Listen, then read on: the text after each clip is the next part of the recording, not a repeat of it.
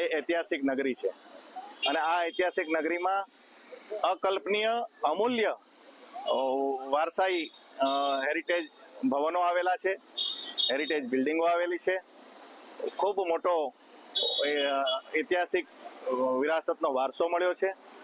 ત્યારે અફસોસ માત્ર એટલો છે કે ખરેખર ગુજરાતમાં જો સૌથી પ્રથમ હેરિટેજ સિટીનો દરજ્જો મળવો જોઈએ તો જુનાગઢને મળવો જોઈએ। એટલું બધું અકલ્પનીય સ્થાપત્ય અહીંયા પડેલું છે। આ રંગ મહેલ, આઈના મહેલ, મહાબત સર્કલ એ જુનાગઢની ઐતિહાસિક શાન બાન ગણાય અને વિશ્વમાં આપણે માથું ઊંચું રાખી શકીએ એવી આ ઇમારતો છે, જેની અંદર પુષ્કળ પ્રમાણમાં ઇમારતી લાકડું વાપરવામાં આવ્યું છે। એ જમાનાનું સ્થાપત્ય, રંગમહેલના પાછળના ભાગમાં જે શિલ્પો છે એમાં હાથી, ઘોડા, સિંહ એવા શિલ્પો જોવા મળે છે।